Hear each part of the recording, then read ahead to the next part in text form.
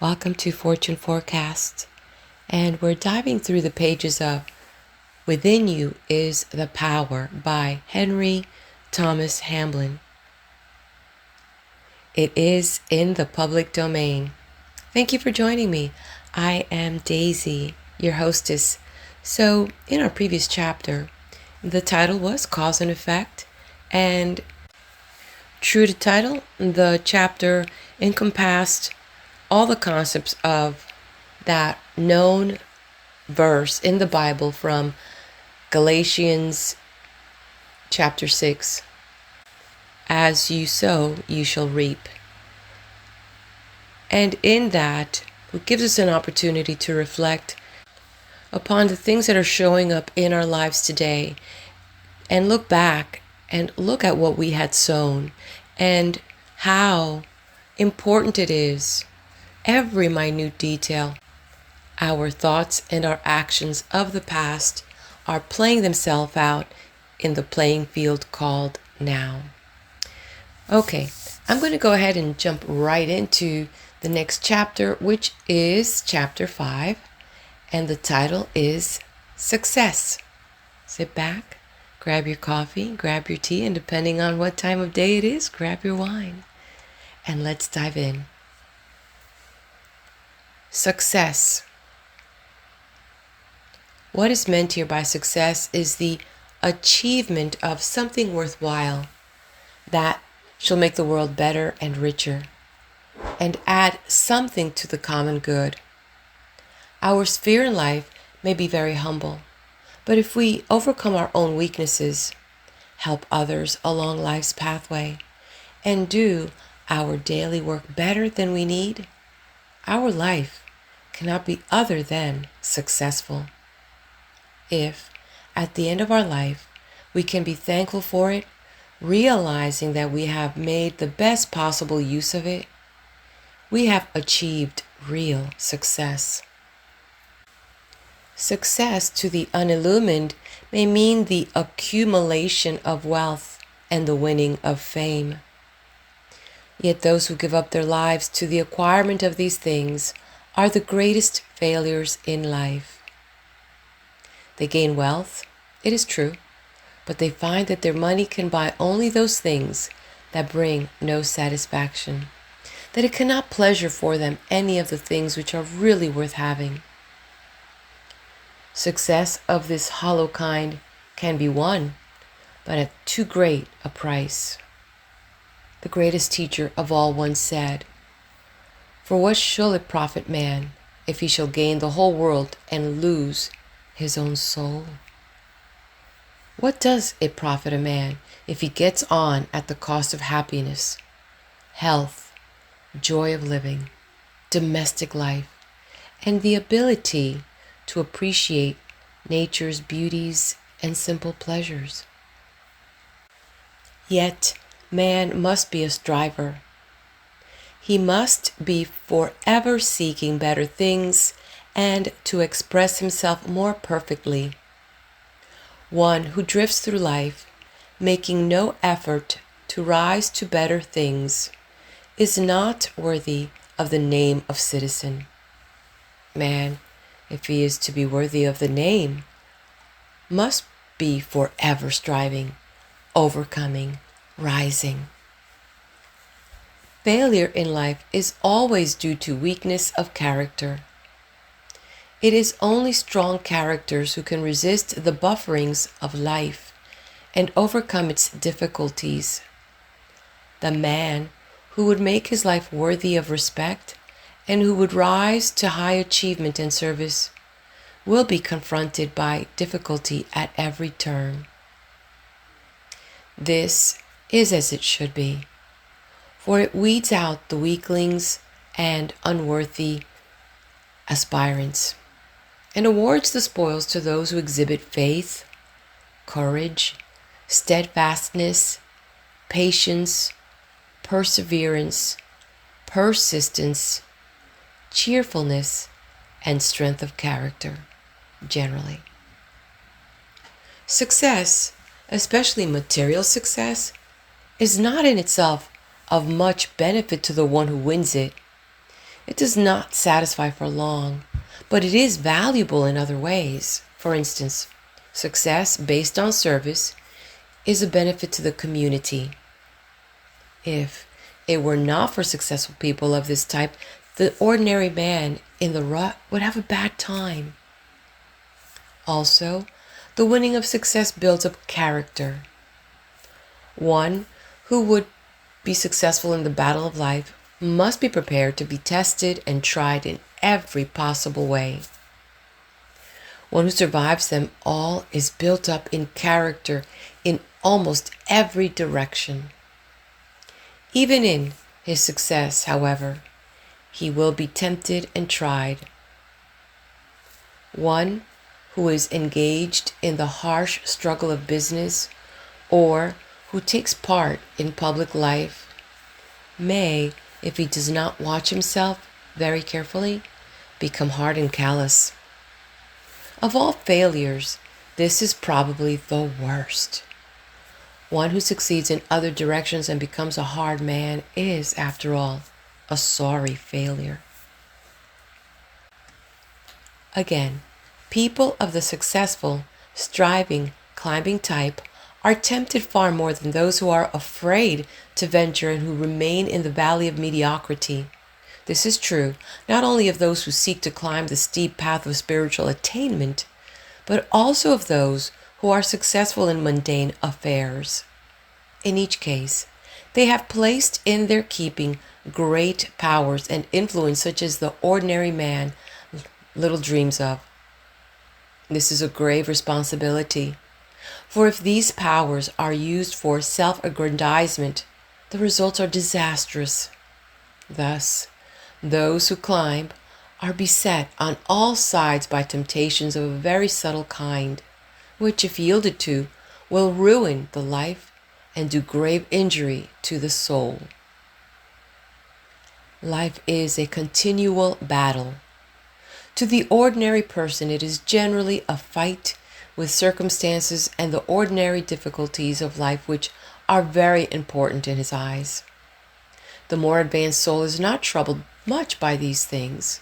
He rises above them, but he is tempted and tried to a much greater degree, and in a far more subtle manner. Those who think that by following a certain cult or ism, they will be able to have an uneventful walk through life are merely deluding themselves.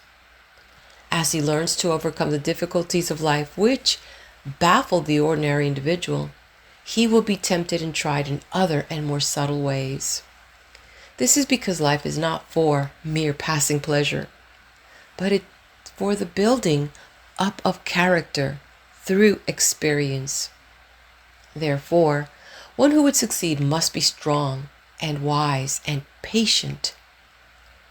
Those who aspire to make their lives really worthwhile, who desire to serve their fellows more perfectly, who want to build up character through experience and overcome all their weaknesses, inherited or otherwise, must look within for power and wisdom.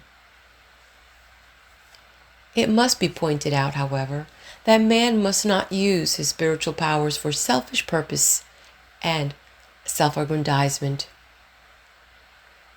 There is an immutable law which has been known to the inner teaching all through the ages that forbids the use of spiritual powers for the creation of wealth or even of daily bread. Jesus was subject to the same spiritual law and was tempted exactly in the same way as we. The tempter said, "Command the stone that it be made bread." If Christ had turned the stone into bread, he would have failed in his great mission, but he knew the law. There are thousands of people today who are trying not only to turn, by the misuse of their spiritual powers, stones into bread, but also into motor cars, fat bank balances, and lands and houses. Such are heading to disaster, for they're working against the combined spiritual power of the universe. The enemy of souls offers those who have learned to tap the inexhaustible power of the universe and who have discovered that they are sons of God, wealth, power, pomp, the applause of men, the glittering things that perish, if only they will misuse their God-given power. Like Jesus, they must refuse. They must put service before self and give instead of grasping. Thousands are being taught today to force their human will upon life and to use occult powers for the acquisition of wealth and power. They are taught to enter the silence and demand what they want. How to get what you want is the slogan of these modern teachers. Not merit, not service, not giving, but demanding, compelling by human willpower and by the use of occult forces. This is another device of the enemy of souls, and it is taking tens of thousands of seekers for truth out of the path. This subject is dealt with more fully in a separate chapter. If, however, man's ambition is to serve and to give instead of to grasp and to grab, if also he seeks success through merit and not through the misuse of his spiritual powers, he can go forward and the power will go with him and will help him. When once the power has been aroused, man must cease all purely selfish striving, although of course there will still be much selfishness in his motive. He must seek his success through service and through following noble aims, through merit and a fair exchange, instead of trying to wring success from life, no matter who may suffer thereby. Further, when this power has been brought into expression, it must only be used in love, for if it is used otherwise, it will destroy the user. Again, the power must not be used by the finite human will, but an endeavor must be made to find what the will of the whole is and to work in harmony with it. Behind each life is the divine will and purpose. Each life is perfect as it is managed in the universal mind. The highest success, indeed, the only true success, is to live the life according to the great cosmic purpose, or in other words, as it is imaged in the one mind. Do not imagine, however, that it is the will of the universal mind that man should be a failure or lacking in achievement. Far from it, for we have only to contemplate the universe to see that the infinite mind is forever achieving and that it never fails. Man, too, must succeed, but let him mix wisdom with his ambition and work for the benefit of the whole rather than for any purely selfish purpose. It is natural for man to get on in life to a moderate extent. In order to get on, he must become more efficient and thus serve life and his fellow better. Therefore, there is no harm in success of this kind. It is natural and laudable also for one in poor and unlovely surroundings to have an ambition to raise himself to better circumstances. It is only right that he should desire to make life brighter and better for his wife and family, so long as he indulges in ambition wisely, and if he seeks success through better service to his fellows, he is a laudable purpose. If, however, he does not curb and control his ambition, but allows it to run away with him, he will lose all real joy in life, and at the last, when it is too late, learn to his sorrow that his life, through too much success, has been a failure. It must not be deduced from this that the author deprecates large achievement. There must always be the few who have to bear huge responsibilities. The real success of the lives of these great ones depends entirely upon their motive. If they seek merely power, fame, and self-aggrandizement, then their life, no matter how it may appear otherwise, can be only a failure. If, however, their motive is service, then their life is truly successful, no matter how it may appear to be otherwise. The writer's experience has been that it is necessary that we should always be progressing, achieving, overcoming, and endeavoring to succeed. One of the greatest laws of the universe is progress. Therefore, it is fatal to stand still. We must go forward. We must achieve. We must accomplish things. If we do so, we may find that many things which cost us much effort and hard work are not worth the having. Yet, all the time we are learning through experience and are being strengthened and prepared for greater things. Through repeated failure to find true satisfaction, we arrive finally at true knowledge, wisdom, and understanding.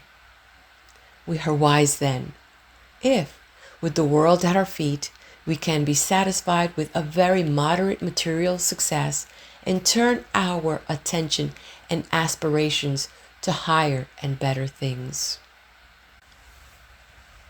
In concluding this chapter, let it be pointed out that success and achievement will not drop ready-made from heaven into your lap.